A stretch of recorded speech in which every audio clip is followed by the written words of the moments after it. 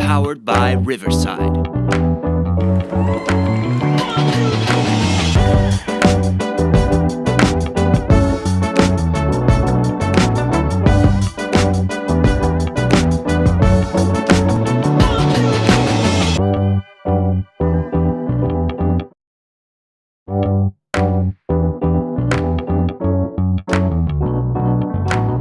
Powered by Riverside.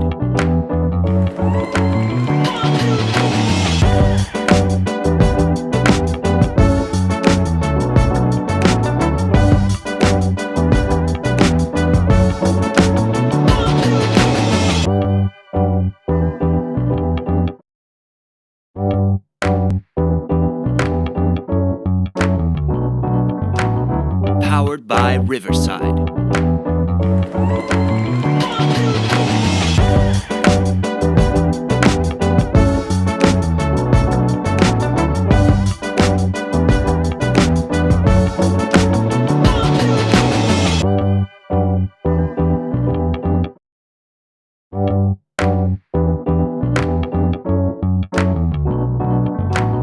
Powered by Riverside.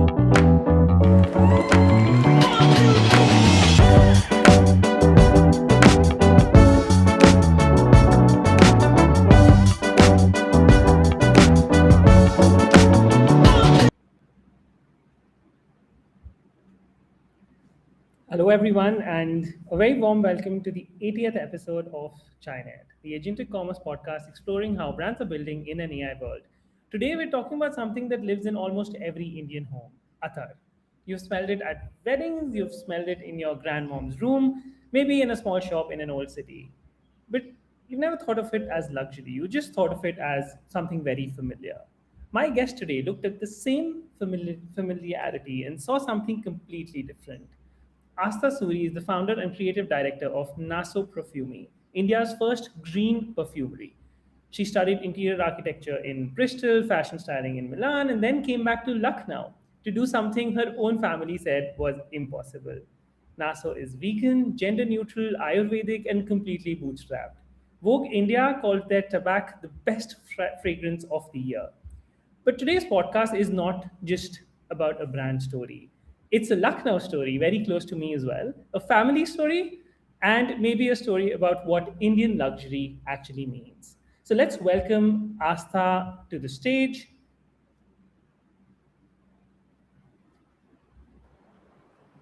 Hello, Astha. Hello. Hi. Thank you so much for having me.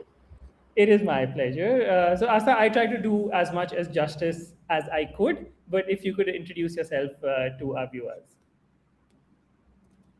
Firstly, I would like to say thank you for that intro. That really killed it with the distilling what NASO is, and especially about the impossibility of it happening. I mean, that is the whole magic behind what we do. So Right. I'll cut to the chase. Naso is India's first green perfumery. By green, what we mean is we derive green design and everything we've known as architects, engineers, designers in school, college, understanding eco-friendly design patterns, ecological systems, ergonomics of how things can be better for the environment, designed and thoughtfully sort of manufactured to also cater to that audience and bring in that difference in the product stream so that people can also around us think like that. So Right. green perfumery bridges from green design, and we've tried to sort of notice how environment is our key sort of aggregator of design, and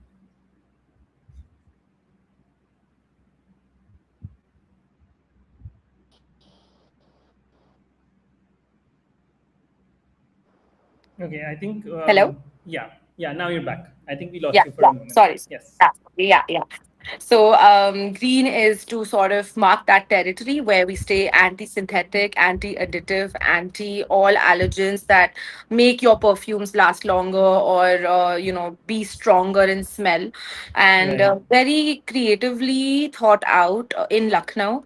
This is not something new to us. This is something which is the most ancient, art of distillation of any oils. I mean, grass got it off India and they kind of Right. made monopoly onto it while making people travel from all over the world to grass to understand perfumery and to dig into the agriculture, the farms, the farmers, the root of everything.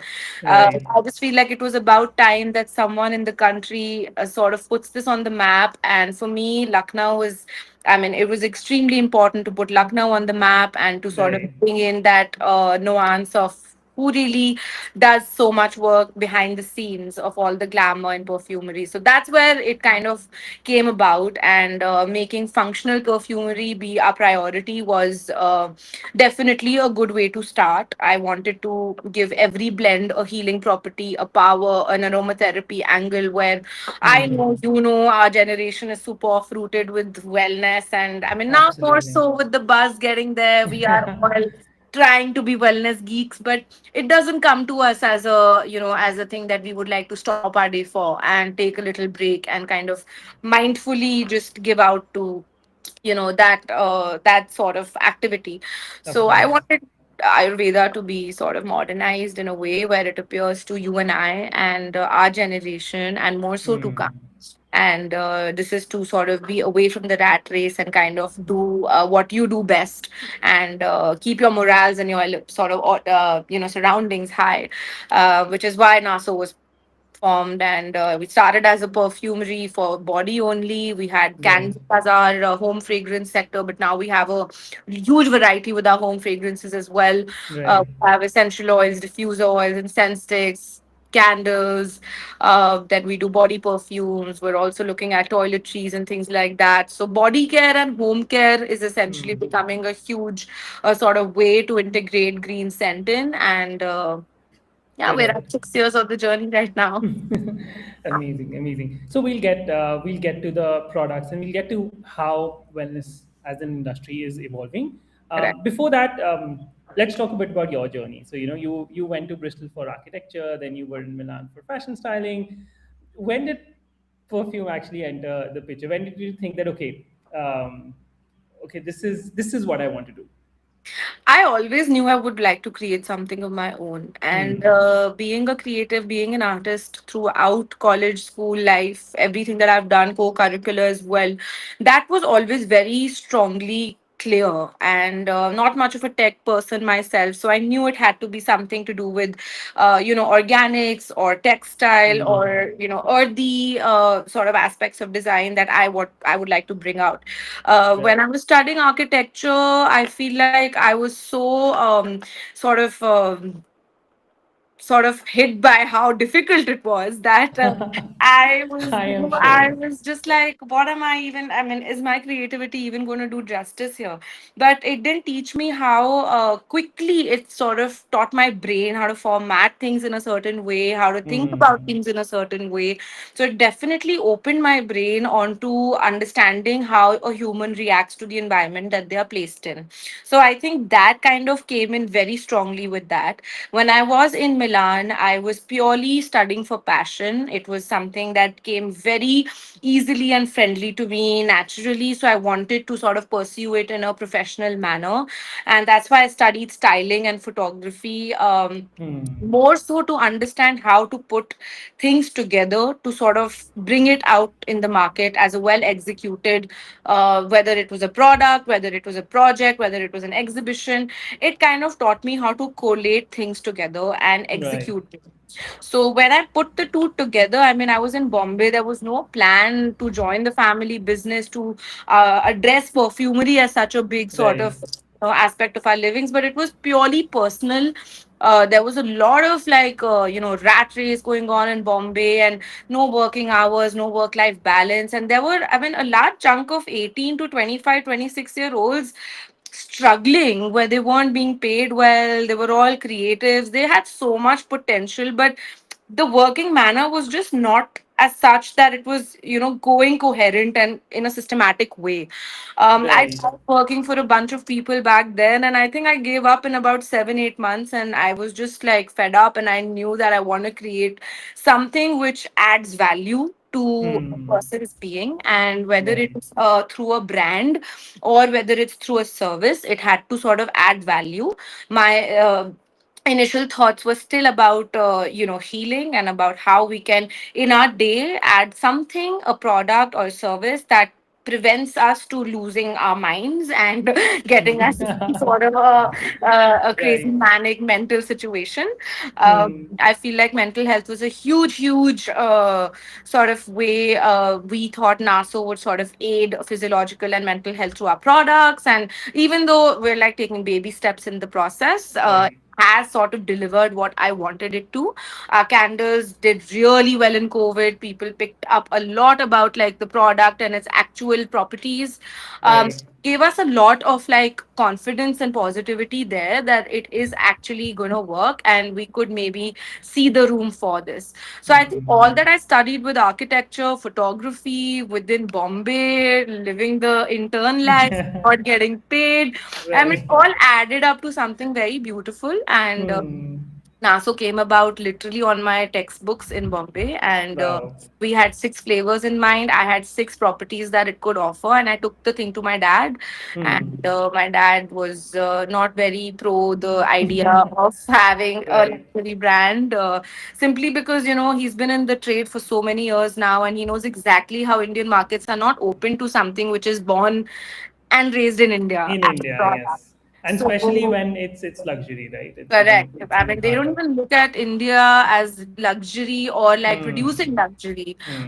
Something is produced in France, it could be called luxury and you could pay the price for it. But Correct. what don't realize is that there's more luxury in the country than just fashion.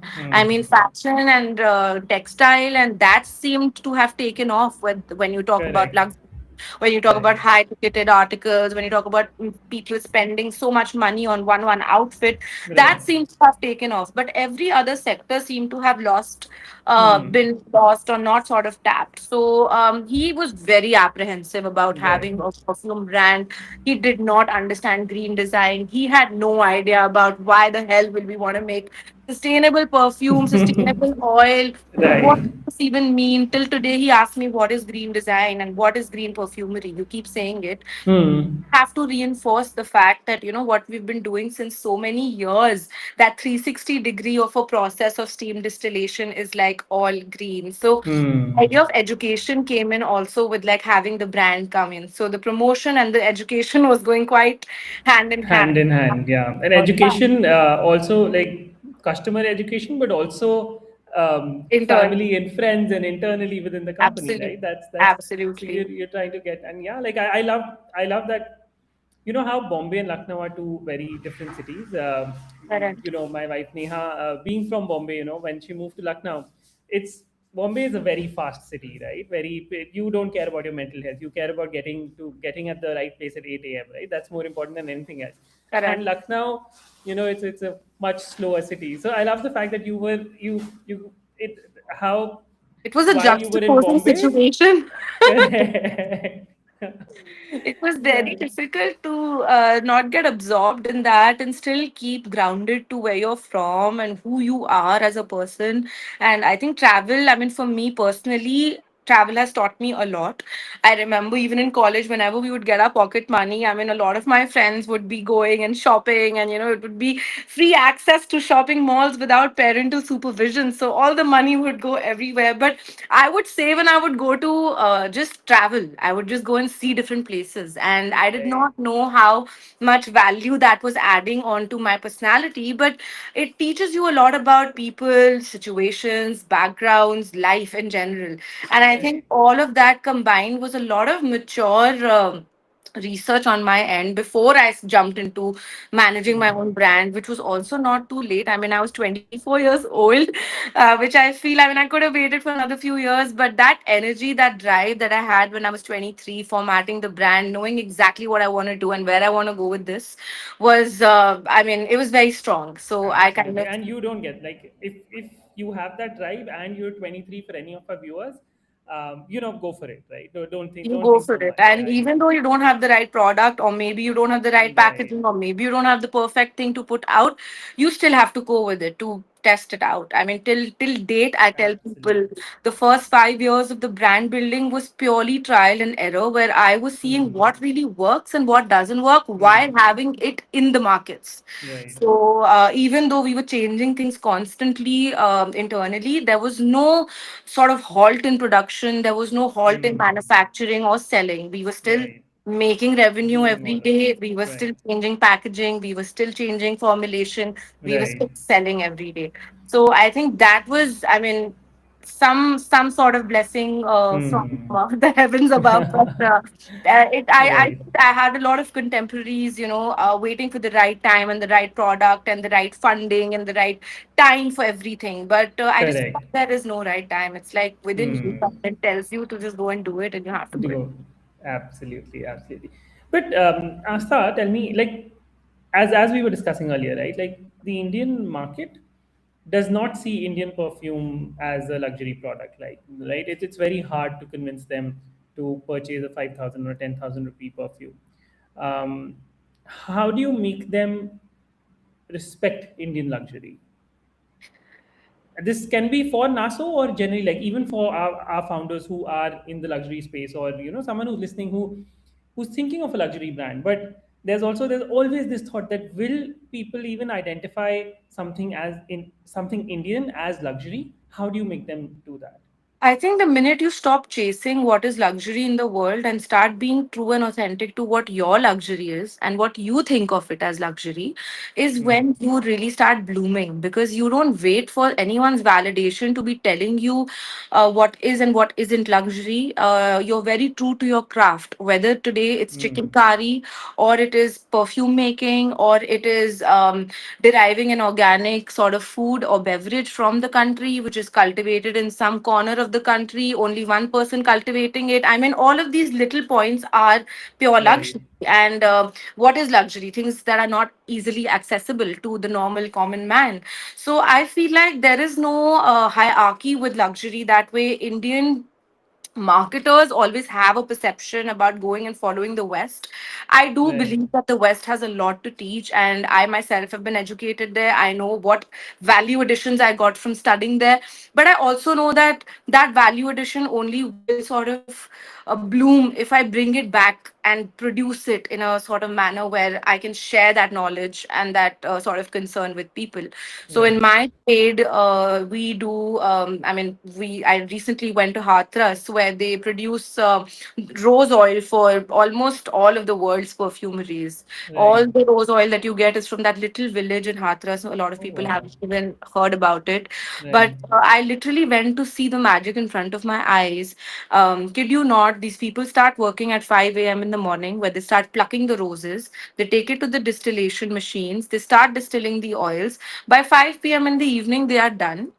That 500 kilos of oil gives them about 5 ml. That's it. Hmm. So they have to repeat that process to sort of produce. For me, Wow. this is luxury.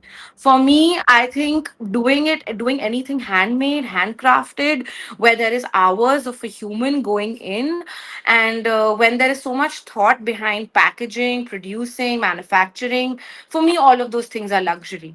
For me, if I start following what is running in the market and okay, I can do this or better, and running behind that and not having any inspiration in my core is Hmm. farthest from luxury. So I Hmm. think things are changing for India, and if you are true to what your value addition is to the market, and if you dig into that, you micro analyze that.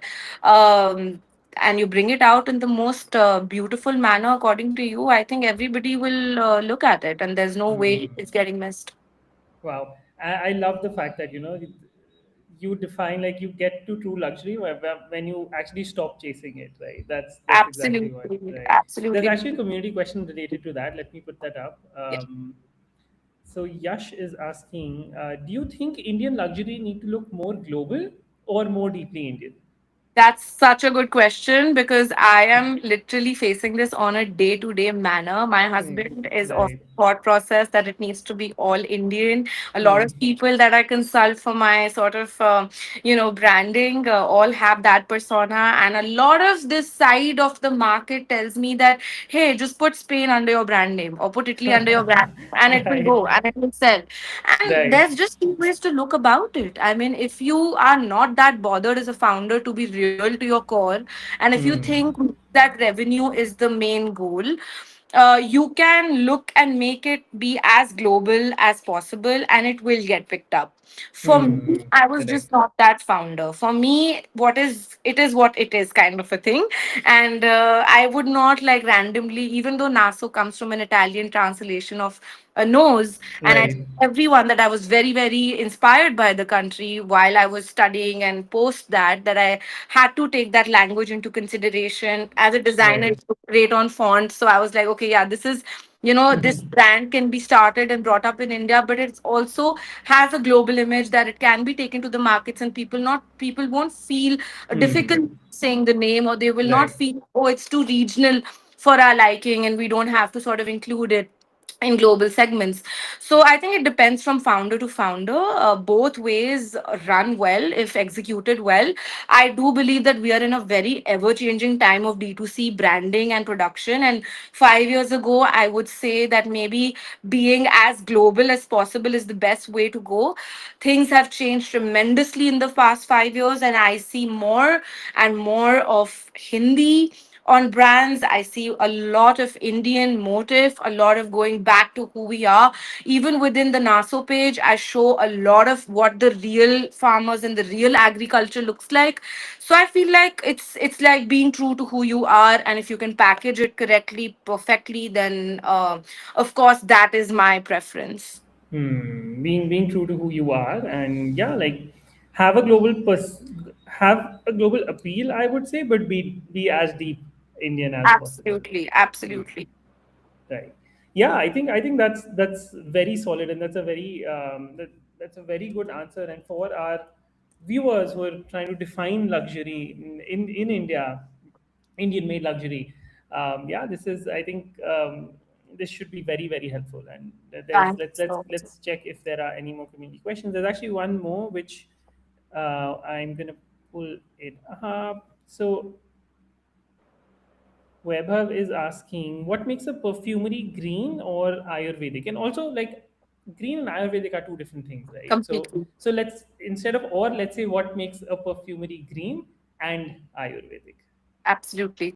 So for me, green, like I told you, derives from green design. right? Whether it was production of our oils or it was bottling it in the correct material, all of it Right. had to derive from some ecological sense for me. So we create all of our oils. The attar that we create, which forms as the base of all of our perfumes, is 100% sustainable product that is being created by this process of steam distillation. So our flour is taken from the ground, brought into the distilleries, put in the digs, which is the machine, which is the name of the machine.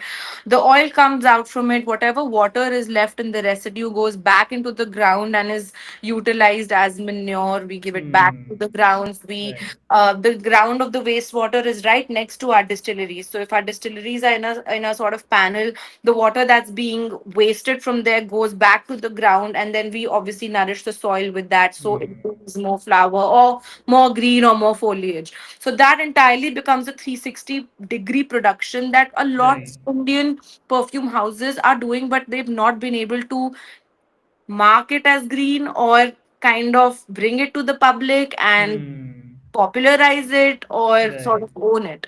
And we've been, I mean, looking at this since children happening, and we've always wondered what is going on. And Hmm. I mean, now thankfully there is more and more knowledge and sort of attention given to these Indian perfume houses and farmers and places where they are extracting oil like this. But trust you, I mean, sandalwood, rose, jasmine, vetiver, Right. wood, all of these are main ingredients that are used in global perfume houses, beauty houses, fragrance houses, and they're all derived from this method, unless you take Right. it to the lab from this method. So, Hmm. what we do is we procure our main essential oils from this method, and then we take it to the lab. The other thing that makes it green is that we don't use any synthetic allergens or additives in our fragrances that accentuate the feeling of an ingredient. So Right. we are using pure rugulab. We're using less quantity, but we are using pure rugulab. We're not adding XYZ chemical to make that rugulab smell more like rose, or for that oud to smell more like rose, which a lot of your perfume houses, commercial perfume houses, are doing. I mean, Right. everybody loves the Tom Ford Ombre Wood. I think that perfume did really well. It's done some millions of revenue in like Right. 7 months of the year. They put probably 0.1, 0.2% of real oud with a lot of additives. And that's Right. not the wrong thing. You have to do that for beauty products. That's how the world's been functioning all this while. They would do that additive, and then that perfume smells so strong.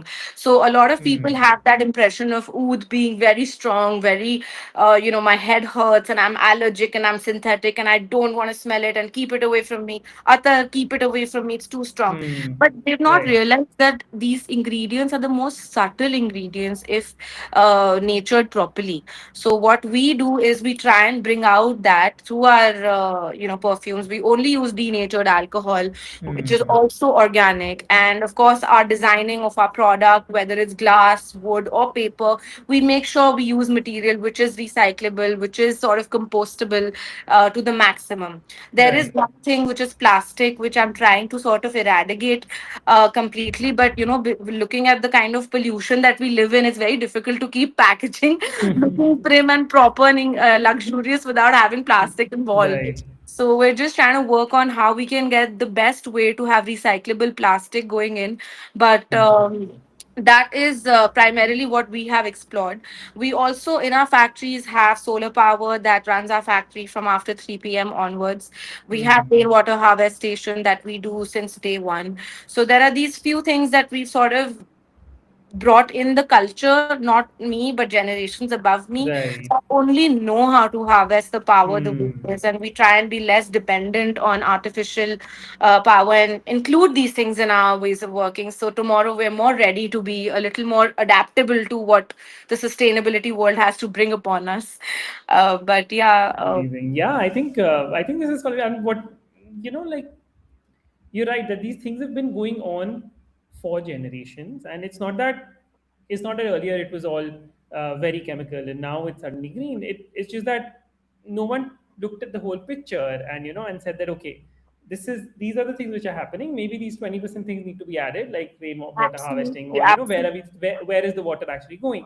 Do the last things and then complete the cycle, and then you're basically sustainable, Absolutely. apart from, as Absolutely. you It's said, very simple.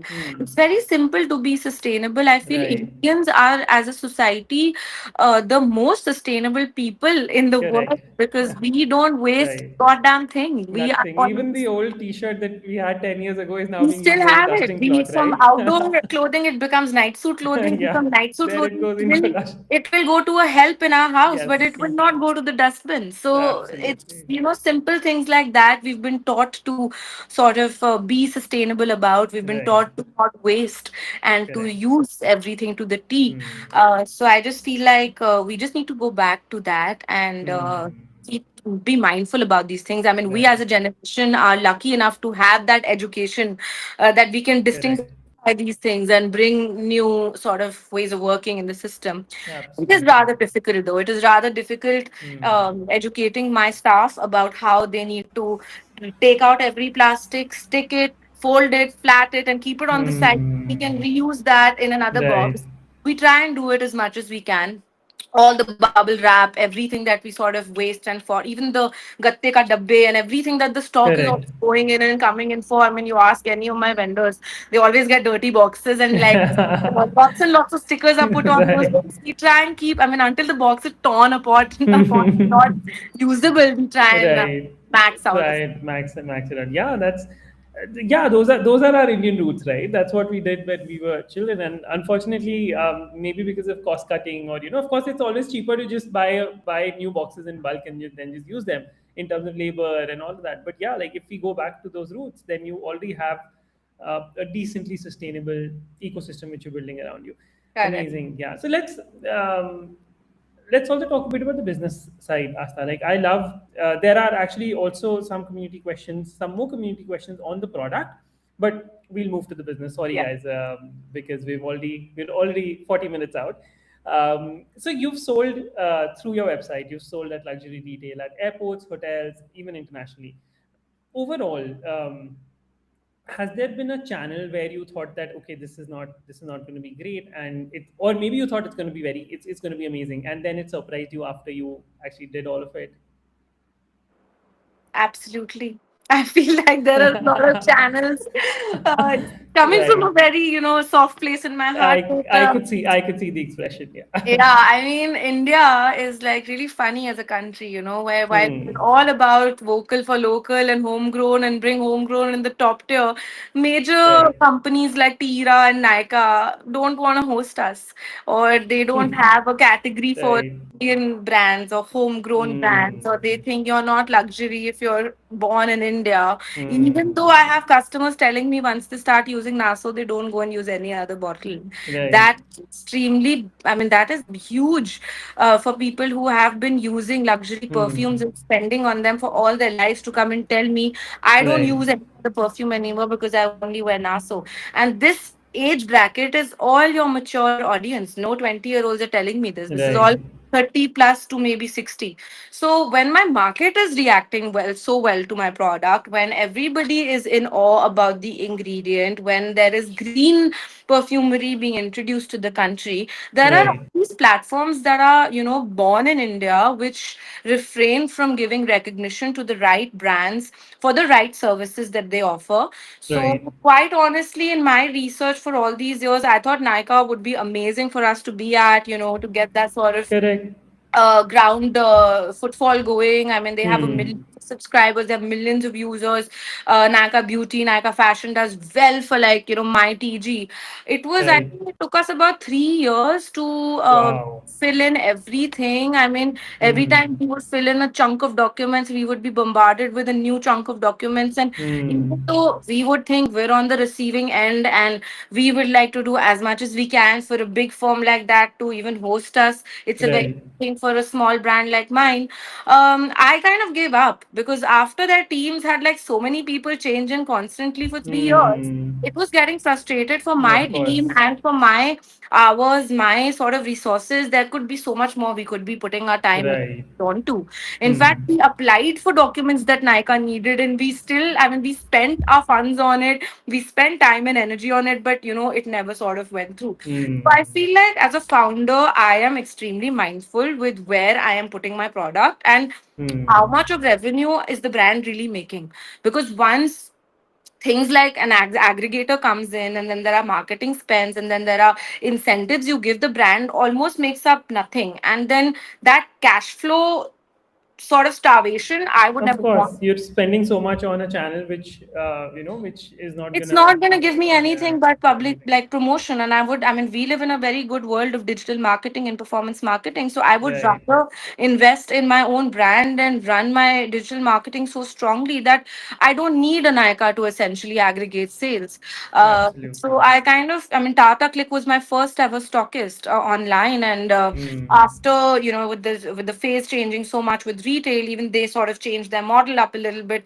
But what I've noticed is my own website, my own stores, my own stockists, concept stores that are more sort of relating to the same mindful thought process that Hmm. I come with and are Right. attracting the same TG are way better resources to give my product and that commission to than an online Hmm. major person who is Like a really. mass market Really, fashion not even company. mass market. I would say Nika Lux is way not mass. Yeah. It's, Yeah. it's Of like, course. luxury. But Luxury. then again, I mean, what are you even doing it for if you're giving them 50% of your sales and then you're Hmm. investing more in marketing? Right. So Of for course. me, I mean, my SEOs were running better if I did my own Hmm. website and I concentrated on my Right. own channels more.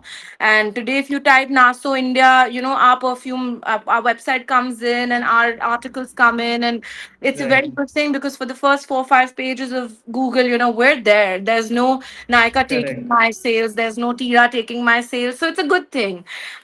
So I feel like be as original and as organic, and as a founder, be very vigilant about these things and how much time is going into trying to get the right sort of engines and channels going through to sell your product. Correct. Absolutely. I think yeah, that's solid. And for Naso to go global, what has to happen first? I think we need to be. I mean, NASA is already selling to a lot of countries abroad. There are Right. a fair share of users from Poland, from Hmm. France, from Spain, from UK that buy from us, and all of Right. these have been people that have smelt our products in Goa or Ahmedabad Hmm. or Hyderabad. They've loved Right. it. They've taken it back, and now they've introduced it to the markets there, so they want to buy. So that ways, it's a really good recognition. But I feel first things first is we have to be at a beauty, sort of expo that introduces us to Correct. our distributors, our retailers in the more global aspect, where not just one city or one country is seeing me, but the world is seeing me. That's the first thing, and then I don't think there's any stopping. Hmm. And what about Indian luxury in general? If you talk about the industry, have there been brands, luxury brands from India that have gone global? And is there some brand you look up to, or if not, then then what do you think is the future for the industry? Like, how do brands do that? I think I would be dumb to say Forest Essentials is not an inspiration, because what they've Hmm. done in the past 15 years with branding, marketing, and now equity, I mean, Right. it's just commendable what the brand has done and where it's gotten itself. And that is such a big case study for me to Hmm. understand as a 6-year-old founder, because the time's running very fast and people are open and more active towards Indian brands and Indian households that are producing everything from scratch, Right. manufacturing everything from scratch. There's definitely an edge there, and we definitely want to go down that route. Being a Hmm. beauty brand, you have to sort of partner with a major beauty company in the future for your distribution and sale to sort of run sustainability. There's Hmm. only so much me and my team can do to hit up corners and doors and be like, okay, hey, stop this. There Of has to course. be a mainstream distributor Hmm. involved in this, people who are running major brands. So I think, Correct. I mean, I love the trajectory Forest Essentials has taken. I am a huge fan of Sabyasachi and the way it's gone global in the past few years. And now I'm in India is kind of like a okay thing for them, because New York and their Pret is where all the Right. money is at. So definitely inspired by these major fashion brands, lifestyle brands that have taken the notion abroad. But of course, they've had a fair share of 25, 30 years of experience within the Indian market to do so. So I'm just trying to thereby gather all that and hopefully, hit up doors abroad. Funny thing is Right. that abroad markets are way more open and welcoming to our kind of product, because they Oh wow, understand they that's interesting, and understand that's unexpected. they Hmm. understand niche, and they understand Indian. They Hmm. understand the luxury behind ingredient sourcing, which a Right. lot of Indians don't, because it's so readily available to them. Available. Yeah. Rose water चाहिए तो घर पे बना लेंगे या कहीं से ले लेंगे या कुछ भी और Right. तो हो जाएगा. हो So जाएगा. it's not really understood in that much manner. So Correct. people don't want to smell like a burfi when they smell a saffron musk and amber by Naso, but a customer from London would probably buy 10 bottles because it smells so regional and so regional. Right. So Hmm. that audience difference is definitely there, and we Hmm. definitely want to hit more countries with our smells, because we know that they're more sort of accepting of it. Hmm. Absolutely. And of course, now you're doing very well. Congratulations on that. During the first 2 years, Hardly. what during the first 2 years, what were there any? If you look back now, like were there some mistakes that you did that that still remind that you still haven't forgotten? Oh, absolutely. All the conversations with my vendors. I think the All first of them were a mistake. No, no, no, not all of them, a few of them. Just Hmm. to sort of, when you look like a young founder, 23-year-old, and You're not like your taken seriously. girl, you're Absolutely. not taken seriously. So you have to kind of be an authoritative Hmm. person who is a little on the edge, stern, assertive. And now Correct. you're from Lucknow. I mean, you know how soft spoken people are there. Of You know course. how nicely they address each other. So I Right. had that Lucknow in me until I hit the elders, and then it was like I had to change my entire trajectory of conversation and thought. And I feel now that maybe I should have just stuck to me being from Lucknow and holding that as my communication because it didn't, Right. I mean, I wouldn't say it burned bridges, but I would say that I could have handled things in a better way. Hmm. Vendors, because it is very frustrating with vendors, when you're producing something, nobody has timelines at seriousness, and nobody thinks of Of a young course. founder as serious. So Hmm. we had a few exciting momentous experiences, and obviously we know better and we're more maturer, and the brand also did itself, the magic that it did in the Of markets course. for people to understand what it is. But it was a Hmm. tussle to go get 2,000 bottles in my first order. Everybody was Hmm. like 20,000, 2 lakh, usse kam kuch nahi hoga. And I was just going and narrating my story and being like, please just give me 2,000 to start with, then I will come back to Right. you for that 1 lakh order. Right. So that happened, and I'm still working with a lot of my vendors who were with me when I started the journey. So I'm Oh very wow. grateful for that. Hmm. But yeah, definitely that, and being a little more sustainable about stock. I think that was key. We launched the brand and we were hit with COVID. So we had a large chunk Hmm. of stuff that had to be sort of, extracted out in the market. So there's a fair share of collaborations that the brand did, and a lot of publicizing that the brand did with its products to Right. get stock in flow. But yeah, I wouldn't repeat them again. Amazing. Yeah, like this is, this is also a lesson for our viewers that, you make mistakes when you start. It's natural to make a lot of mistakes. It's And as you long as have you're to make not, mistakes. you If you have to don't make make those mistakes, mistakes. you don't Yes. learn. You're so vanilla. Like you won't understand anything on your own. So for me, my father's always told me, you make mistakes, you fall, but when you get up, you will never make that mistake again. So Correct. I try and take that as a lesson for whenever I do screw up. Hmm. Absolutely, absolutely. And as long as you're not making the same mistake again and again, Yes. I think you're Yes. going No, we can't good. afford to do that. Yes. Great. And if we talk about AI in general today, is AI already useful inside Naso, or do you think it's Yes, I mean, more? it has changed the game for our social Wow. team, for our Hmm. editorial team. We were spending a lot of money and spending a lot of time and hours on curating the right kind of photo shoots and the Right. right kind of visuals. And that has, AI has really worked tremendously in saving time for that. Graphics are a major concern for my brand. I mean, Right. aesthetics and the brand language and the storytelling is extremely important for me. It's almost pivotal for me to do right now and be at par with it every time I do it. So AI Hmm. has really helped me with with getting everything streamlined, whether it's video production or Hmm. it's graphic production or it's pitch decks or it's brand pitches, introductory emails, all the work that my team was spending hours on doing. Hmm. We are using AI now, and we still need to get understand more on the agent aspect of it. But I Right. think we are slowly but surely getting a hang of things through AI.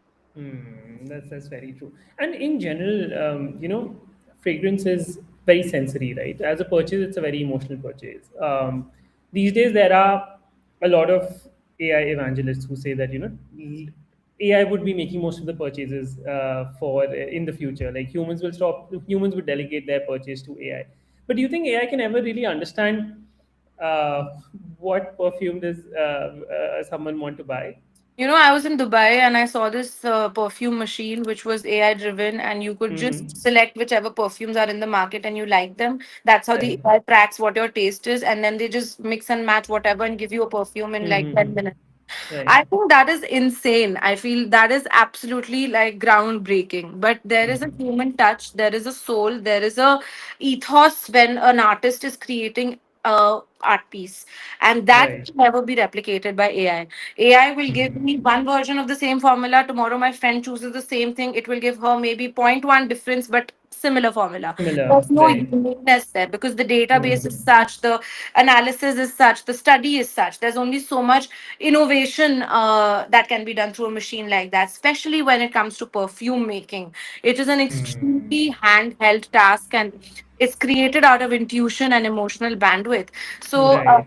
yes, I mean, getting AI to run the massy products that have similar smells and similar needs of the clients, where citrus is a family people want to capture, floral is a family people want to Right. capture. I think AI is great for those kind of things, Hmm. or hospitality or hotels or like major corporates that need, sort of fragrance designs in certain manners. But Right. I don't think for personal use, perfumery, AI is the best way to go about Hmm. it. I think I'm an artist and I would always believe in human touch. And Correct. I think that there can be a very well balance between AI and Hmm. human touch in perfumery as well. You Hmm. have to keep up with the times, so you can't completely ignore how these AI machines are, becoming major for people Right. out there as entertainment factors as well as purchase factors. But I do think human design is equally important, and it will never sort of erode. Right. Yeah, because I think perfume is not just the scent, right? It's a lot of other things. You're relating to the brand, you're relating to the bottle, you're relating to who's created the brand, who's created the scent. So it's not just It's a lot of maybe AI story. can. It's a It's a lot of lot of story. storytelling. It's just like a song. I mean, you're a huge music Hmm. fanatic, I know, and I think for me as well, I mean, music and perfume has the same meaning. Hmm. The way Right. nostalgia hits when you hear a song is the exact Right. same way nostalgia hits when you smell a perfume.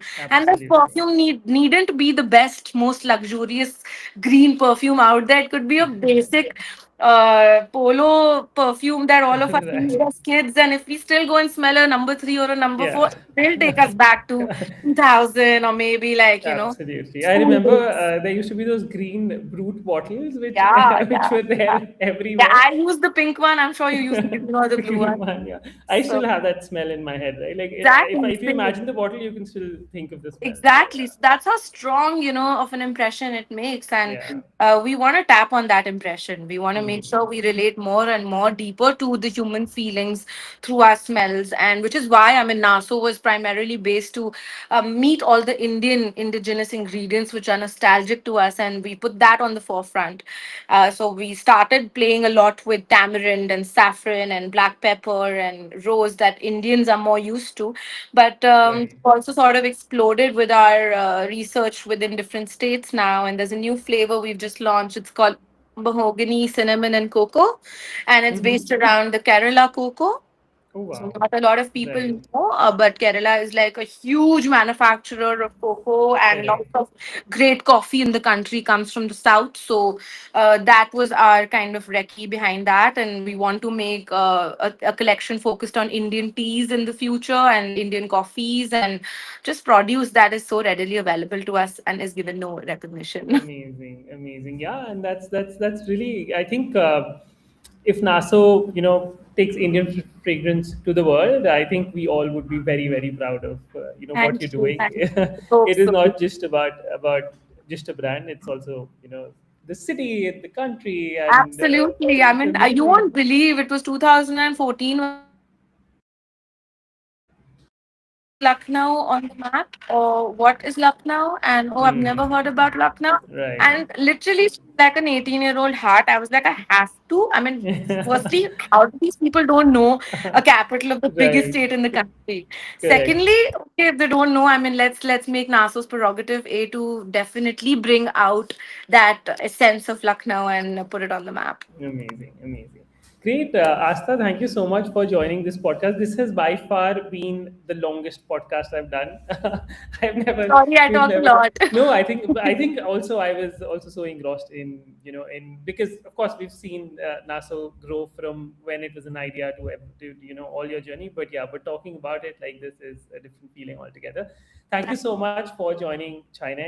It was a very real conversation. Thank you for your transparency and what you've on and publicly saying that okay, these are the mistakes we made. This is where we're working. Not a lot of people do that. I've done 80 episodes, so I I think I know. But yeah, for our viewers, if this conversation made you smell something different, please share it with one founder or a fragrance lover or one person who still thinks that luxury needs to be foreign. That is Thank you Astha so much. Suri, the founder and creative director of Naso. This is Chinet. I was your host, Rachit Madan. Thank you so much. Thank Thank you you, Astha, so much. for your Thank you time. so much for having me.